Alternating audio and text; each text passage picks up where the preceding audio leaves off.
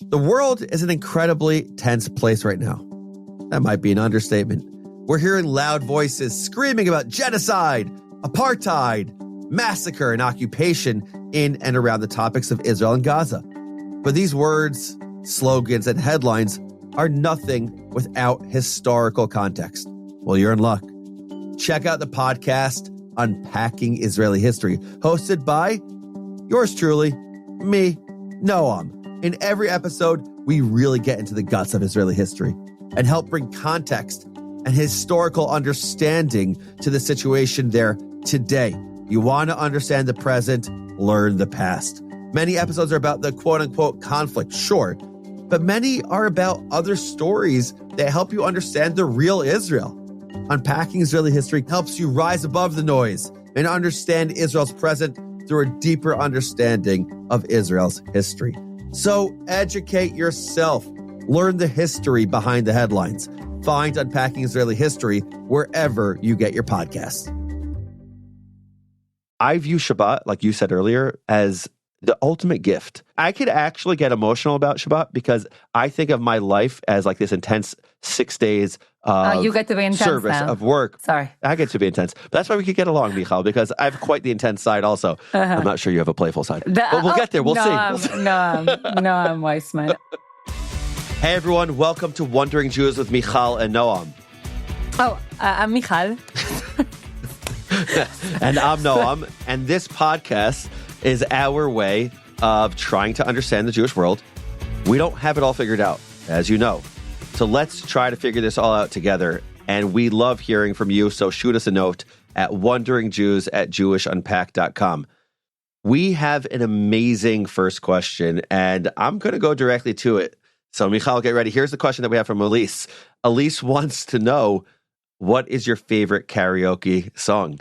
Mijal, what is it? So I don't really do karaoke, Noam. Why not? I don't have the best voice in the world. I have a lot of trauma around it. I'm one of 7 kids, and everybody in my family has the best voice ever. So I avoid karaoke. Do you have an issue with doing things you're not very good at? Really, Noam? You're going for that right here? Yeah, we went directly into the psychology of this. Why don't you do things that you're not good at? Yes, you know what, Noam? I'll own it. I definitely have an issue with performing in public at things I'm not good at. How about you? How about you, Noam? That's very reasonable. How about you? What are the things you're not good at you won't do in public? Oh, okay. So golf. I golfed once. Really? That's your example, golf? I was terrible. I'm someone who plays sports. Uh-huh. I'm an athlete. You're an That's my identity. Okay? Yeah. Wait, yeah. You're an athlete, really? I'm an athlete, yeah. Yeah, okay. What's your karaoke song? My karaoke song? Okay. Go for it. You're going to sing. Producers, let's get ready. Uh-huh. Yeah, I'm going to sing. Tag team back again. Checked and erected and let's begin. Party on, party people, let me hear some noise. DC's in the outs, I'm jumping for joy. The party over here, a party over there. DC's in that, wait the derriere. These 2 words are getting busy. Whoop, there it is. You remember that? Remember that song? Whoop, there it is? Okay, I'll give you the next verse. Upside down and inside out. About to show you folks what it's all about, because it's time for me to get on the mic and make this party hype. Taking you back to the old school, because I'm an old fool who's so cool. Let me get down, let me show you the way. Whoop, there it is. Let me hear you it's say. very impressive. I don't know the song. I'm not American. I probably missed that song when it was really cool. Play that card. Play the not American card. That's no problem. My older brother Hanan and I used to actually be obsessed with the song Whoop, There It Is by Tag Team, except he started getting annoyed at me. I'm his younger brother because I overplayed it. And then the second I did too much of it, he started getting annoyed with it. But I still have it. 25 years later, it's there. So there it is, my go-to. And I'm proud of it. Well, Mijal, you impressed or no?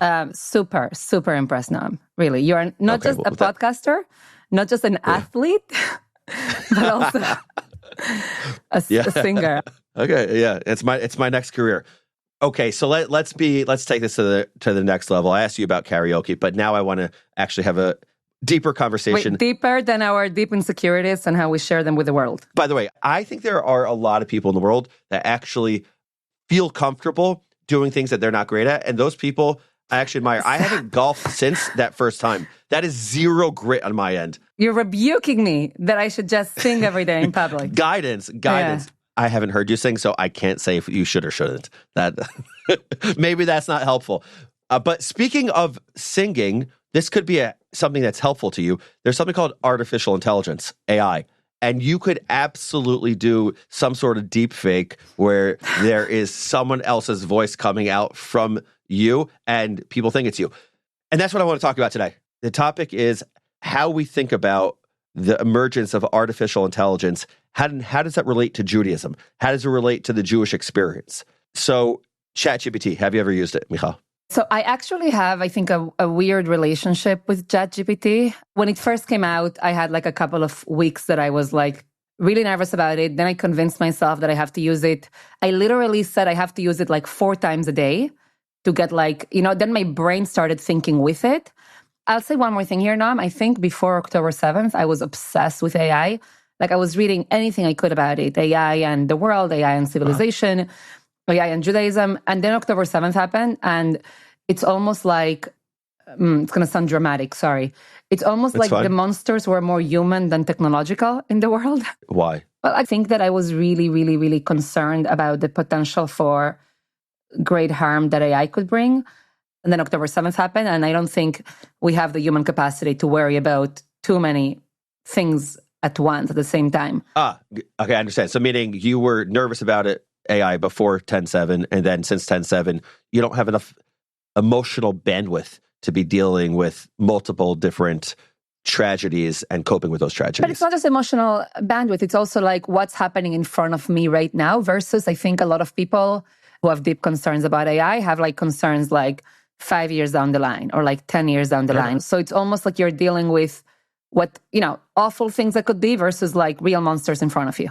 Talk me through that. I really want to understand this a little bit better. Before 10.7, what are the fears of AI that you have? And I'll just tell you how I'm thinking about it. I'm thinking about it initially like there is new media.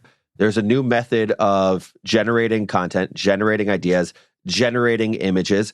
Is this the type of thing that's to you not different just by degree, but different kind? And therefore it's like, this is dangerous. It's not just like paper leads to the radio, leads to the TV, leads to the internet, leads to, WhatsApp, leads to, now it's a totally different thing called AI. And that different thing called AI can do something that's dangerous.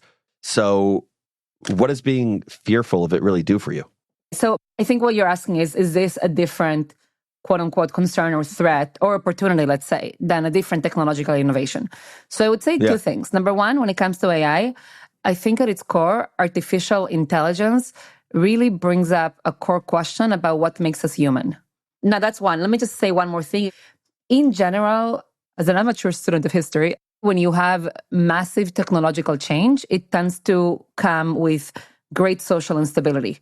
And it tends to, you can look at the printing press and then point to how it preceded 100 years of war across Europe. That's a good example. So in general, that's the case. And I think what makes AI complicated is that a lot of observers are saying, all those changes that happen throughout history, this is happening like on steroids in terms of the pace of change, in terms of the economic incentives to kind of get ahead of the game and the lack of regulation that's happening here right now. So I think there's like real concerns here that, yes, we've always had change and change has always been complicated. And in this case, change can happen so quickly and in such a complicated way that there can be like tremendous harm. And we can have these conversations as like just two people, living in America, whatever, thinking about these things. And we can also have them as Jews. There's, I think, like very big questions relating to what it means to be Jewish in the world that come back to AI and all that. I want to talk about the Jewish thing because the Jewish thing is really complicated. This is the topic I want to talk about as it relates to AI and how the world is seeing this. So on Shabbat, one of the things, there are all these different rules and regulations that you can do certain things and you can't do other things. And there are different reasons for that. There's actually biblical texts that say, hey, listen, stop doing work that you do during the week. And on Shabbat, you take a rest, you take a chill. And the way to do that is to resist doing what's called the 39 acts of creation, what are called the Lamed Tet Melachot in Hebrew.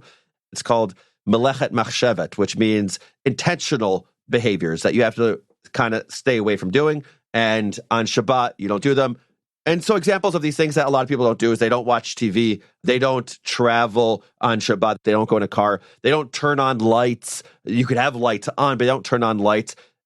Let's say artificial intelligence was able to know, and this came up in an interview with a big rabbi, his name is Rabbi Ramon, that you may have seen, and Rabbi Ramon asked the question about whether or not there's a smart home that knew your thoughts, and it knew if you wanted the lights to go on before you said anything, or the TV could go on without you even doing anything, because it knows how you think about it, and it could actually channel your thoughts to do this. So let's say the world is now in a place where there is these homes that are smart homes. Artificial intelligence gets inside our brains and could guide us to do these certain things without us doing it. Would that be okay or not okay on Shabbat to you, and why? What do you think? So you're saying the question is if this wouldn't violate technological electricity prohibitions on Shabbat, could we have smart homes powered by AI that basically allow us to use a lot of technology that right now we wouldn't be using? Is that the question? With one little caveat that I'm interested in, not less could, because I'm not so interested in your technical answer. Yeah, but thanks. yeah, should. Yeah. Thanks, Don. Thanks. Yeah, should. Actually, this goes back to the two questions that I raised in terms of AI. What makes us human? And then what should be the pace of change in a way that doesn't destroy some good things? So I think we can ask similar questions about this. What makes Shabbat Shabbat? Yes. And then we can have a conversation about law, but also about, you can talk about the spirit. But there's a second question, which is, the first one is what makes Shabbat Shabbat. The second question is, and I think this is where people don't understand that Jewish law and community, there's always this big meta, sociological questions. The other question is, what is the pace of change that would allow for an old tradition to maintain its potency? You get what I'm saying with that? No, I don't.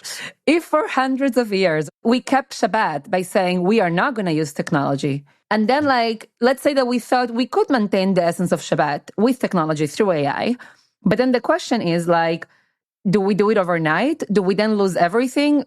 There's almost this delicate equilibrium when you have something that you're going to play with, that you got to figure out, is this going to just mess it all up? Shabbat is so countercultural. Do you get now the second question I'm asking? Yes, it is countercultural. I get it. So let's crystallize this. Mijal, I'm just imagining a world in which it's a fun dystopian counterfactual. I love counterfactuals. I love dystopian worlds. But so let's live in this dystopian world for a second, which might not be that dystopian. And maybe that's your point about the distinction between AI and just the graduation of media from one level to the next. So let's say there was a world in which smart homes understood the way we thought about everything and could actually turn on TVs, drive cars for us, turn on lights. Yes or no? Should we be celebrating Shabbat with those innovations? So you're asked, let me put your question differently. If I had a magic, halachic, legal wand that would take away any questions about observance, would I want AI to help us have Shabbat in which we can drive, watch TV, use our phones, all of that? Yes. Okay. No, I don't want to. I don't think we should do it. Even if it's allowed? Oh, yes, 100%. And I also think that the question about why? No, now I'm going to press. I got to press. Well, I'm going to get there. Why? I'm going to get there. Why? I'm going to get there now. 1 second. Okay. But before I tell you why, first of all, I just to make something clear, I'm speaking as an observant Jew. It's not only about what's quote unquote allowed. You know what I mean? Can I do it? I think we have to ask about, is this wise? Is this good?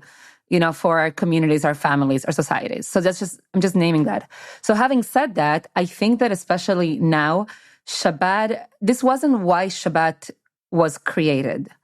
We are not going to assume that when it was instituted in the way that it was by the rabbis back then, that they understood that we were going to live in this world.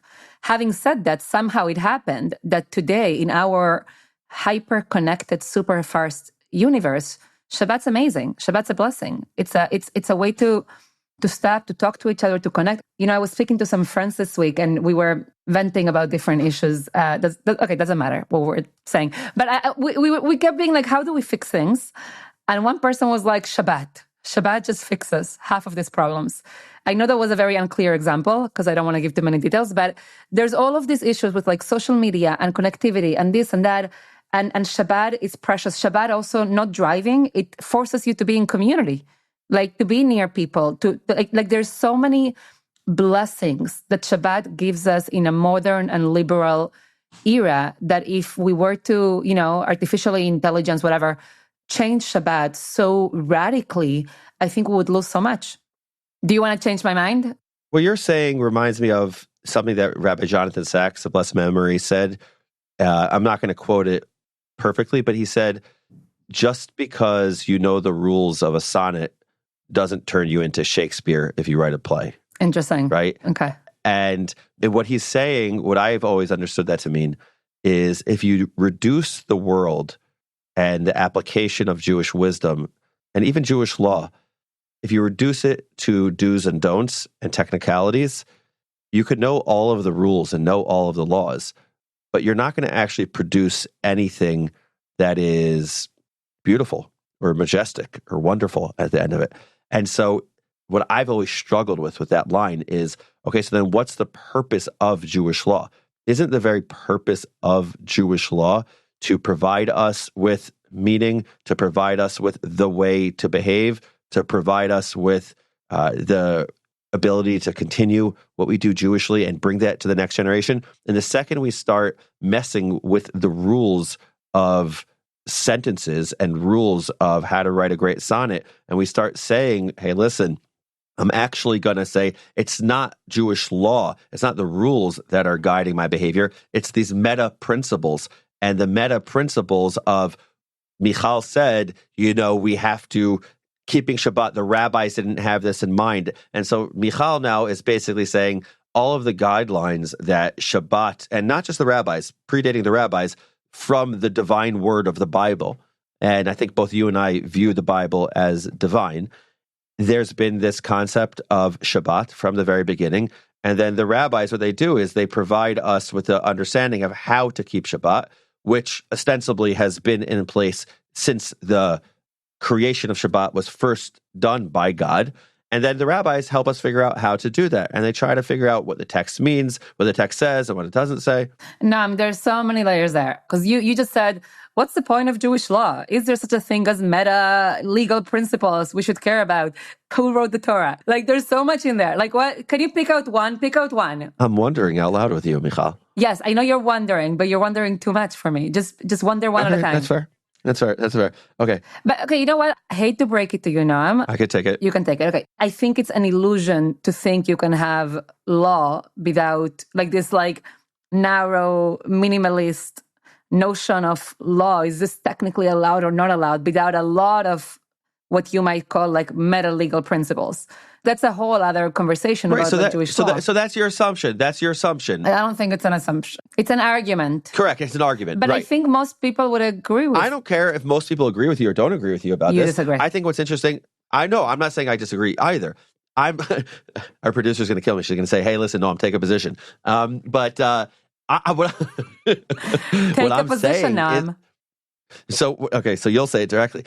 What I'm saying is that I care less about whether or not, if there are 100 great thinkers and 51 think this and 49 don't, and therefore it's right. That's less relevant to me. I want to know, is it right or is it accurate? So there are great thinkers who would say the distinction between Judaism and Christianity is, at the early days, is actually the submission to Jewish law, as the submission to the behavior elements of Judaism, and saying that it's actually the laws, actually the mitzvot, as they're called, that distinguishes Judaism from early Christianity. And therefore, as it relates to AI, the answer to the question is, if that's the case, it really is the distinction of Jewish law from everything else, then guess what? It would be allowed, because what emerges from a strict adherence to Jewish law without the meta principles leads to the allowance of many more things, potentially. That's weird. It's only weird if you define Jewish law the way you're defining it. Okay, tell me how to define it differently. Because, so when you just started bringing in early distinction between Judaism and Christianity, so I hear you're already making a binary between here's the strict law that has to do with behavior. And I'm not mimicking your voice, right? Sorry, Noam. And here's no, but let me hear the mimic. Mimic. I can't. I would have to bring in like the athlete, Karaoke. the karaoke. Okay, here's the strict law that has to do with behavior, and here's like the spirit, the meaning. And you're almost like saying, well, if you're going to take the spirit of Shabbat now to overcome, the law, then what's up with Jewish law? I disagree with you, though. I think that Jewish law has always incorporated within it questions about society, about community, about change, about human psychology. So I think we might just have like different definitions of Jewish law. I'm not even saying forget Jewish law. I'm saying a process around Shabbat and Jewish law and AI would actually take into account some of these broader considerations. And I have been really lucky to learn with some rabbis who've invited me to understand that when, legal decisors, whatever, they don't just think about what does X text think about Y. They think about what does X text think about Y and its application at this moment in society with all of these different factors. Yeah, I like that definition of the application of Jewish law. Rabbi Eliezer Berkowitz he's a great Rabbi Eliezer Berkowitz? Rabbi Eliezer Berkowitz is a great, of blessed memory, by the way, was. A blessed memory was a great, correcting me, I like it, she's correct. Mijal is correct. Thank you, Noam. But that should be the name of our podcast, by the way. Mijal is correct. But I'm actually very close to agreeing with you based on what you said, because I agree that it is the meta principles that ultimately guide Judaism. And Rabbi Eliezer Berkowitz was the type of person who was a great religious thinker. By the way, here we go again. I think he lived from 1908 to 1992, but he applied extra legal principles relatively, and he demonstrated those extra legal principles, meaning principles that are not just here's the law, here's meta principles, that they're part and parcel of the Jewish system. And that's really what you're saying. Yes. And I want to get practical, very practical. Would you be willing to watch TV on Shabbat? No. Why not? Because I belong to a community that conceptualizes the practice of Shabbat in a certain way, and I treasure it tremendously. Right. So that's not my answer. That is a really interesting answer. What's your answer? I think your answer is fascinating, Mijal. I think it's really, really interesting, because what you're saying is the community has a real influence and impact on individual behavior. 100%. And I think that that's a really compelling thing for at least me to think about. So I'll tell you, we need to have, I think we should have an episode on kashrut, on keeping kosher. Because there, I think we can have a really interesting. I think that was one of like our early conversations. Now it was of the podcast. I'm nervous that conversation, but we'll get there. But I don't watch TV on Shabbat because I am going to contradict something that I said earlier. But as Walt Whitman said, we contain multitudes. The idea is, for me at least, Mijal. Earlier, I was saying basically Jewish law is a fundamental distinction that makes Judaism and other religions. And like in a very fundamental way. And the way I view Jewish law right now is that it ought to have a real influence on our lives and my life specifically. And let me speak in a very particular way, me. But it's not the only thing that I think about when I think about my Judaism. And so it actually could have for me something that makes my life and its relationship to Judaism stricter, and sometimes it could be more liberal. But this is an example of stricter, because I view Shabbat, like you said earlier, Mijal, as the ultimate gift. I could actually get emotional about Shabbat because I think of my life as like this intense 6 days of you get to be intense service now. Of work. Sorry. Yeah, I get to be intense. But that's why we could get along, Mijal, because I have quite the intense side also. I'm not sure you have a playful side. But we'll get there. We'll see. No, I'm Weissman. Okay. Wait, you're totally avoiding answering the question because I still don't know why you wouldn't. I'm going to get to it. Okay, go because I think it's a gift. And I think that 6 days we work super hard. We do a lot of work, whatever it looks like. We're working for 10 hours, 12 hours, 14 hours, whatever it is. And then Shabbat comes and it's just this oasis of time that, people like Heschel spoke about, that this great religious thinker, 1907 to 1972. That is obnoxious. Sorry. Heschel called Shabbat a palace in time. A palace in time. See, yeah, a palace in time. That's what it is. And so whether or not it would be allowed or not allowed, and whether or not my community said it was allowed or not allowed, I would not watch TV on Shabbat. I don't watch TV when I'm alone in a hotel room on Shabbat. I wouldn't do it, regardless of my community. You see, I feel commanded by my community even when I'm alone. But that's a whole other conversation. And I have no interest in being commanded by my community. Really? One way or the other. Wow, okay. Yeah. For me, it's part of the covenant. It's the Jewish people. Yeah, for me, the community could be both rewarding and oppressive at the same time. So we both wouldn't want to watch TV, even if it was on and even if we could get around it. I didn't know when we started this conversation where I would land on it. Okay. But yeah, I think that based on, thank you for helping me process this, Mijal. I think that based on what I was saying about the way I approach Jewish law in general, even though I was saying that it's a distinguishing factor from Christianity, I now hear myself reflecting what you said into the way I think about it, which is that it's actually not the strictures of Jewish law that would guide me here. It's the meta concepts that help understand how I think about Judaism. And therefore, I think of Shabbat as this, like you said, palace in time. Heschel said. And that Heschel said it's a palace in time. And therefore, I think that the way the rabbis put together the legal system based on their understanding of biblical law, I think that they had it right. And regardless of what AI does, what we're doing right now is the most remarkable and beautiful thing that Judaism has to offer. And it's our service of that, not what Judaism is offering, but it's our service of that that's incredibly meaningful. Okay. But let's name some difficult questions, which we're not going to get to, but I don't want to pretend like this was simple. Okay? Okay. What happens when there are cases in which AI would actually bring in more people into Jewish community and Jewish meaning? Like if, for example, I know that like I have a lot of colleagues who observe Shabbat a little bit differently, who started broadcasting their services in shul. Yeah. And we can talk about the pluses of that. There's like hundreds of thousands of people who couldn't have gone to shul, who now get to like learn Torah and observe in a way they couldn't before. We can talk about new medical needs and how AI could help on Shabbat. There's like a whole host of ways in which I think TV feels almost too simple because TV is not great and we watch too much of it like in the world. But we could probably come up with case studies that are difficult in terms of just like different values there. And then other thing I'll say now, we started talking a lot about Jewish law.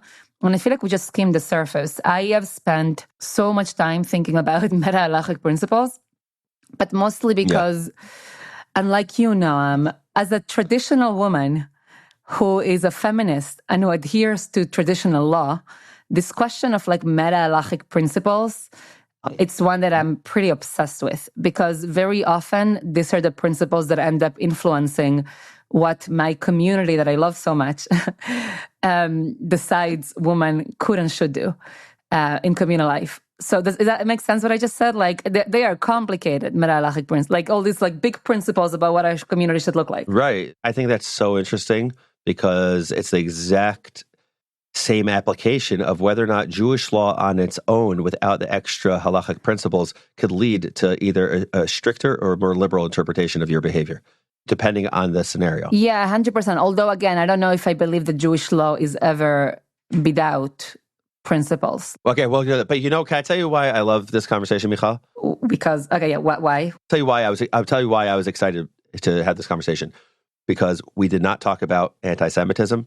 We did not talk about how other people treat the Jewish world. We did not talk about how our identity is shaped by external factors.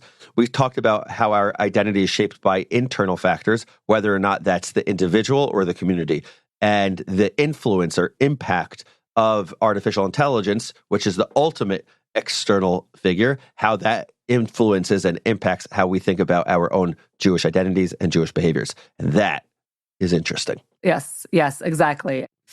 All right. Well, this was great. I feel like we just scratched the surface, though, of like both AI, Jewish law, Shabbat, like all of those things. Would you exchange your rabbi for ChatGPT? Yes, I'll speak to you later. Wait, you're sure? No, not my actual rabbi. My actual rabbi. Is your rabbi listening? No, my actual rabbi, I would never. No. Okay. No. Okay. But listen, okay. But let's talk about that also. But I wouldn't mind if some community rabbis were replaced by ChatGPT. And you will bring us a list next time. That was too much. The list of the rabbis that you're going to change. Wandering Jews is a production of Unpacked, a division of OpenDor Media. Subscribe to Wandering Jews wherever you're listening to this pod, and follow Unpacked at all the social media places. Just look for @JewishUnpacked. And most of all, be in touch. Write to us at wanderingjews@jewishunpacked.com. This episode was hosted by Michal Biton and Noam Weissman. Audio was edited by Rob Pera, and were produced by Rivki Stern.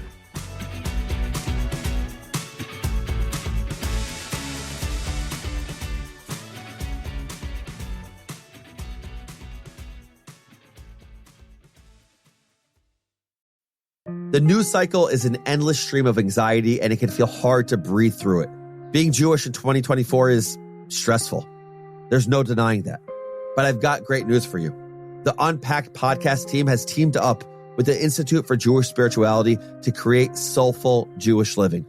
It's the perfect antidote for your racing brain and will help you overcome the stressors that stand in your way.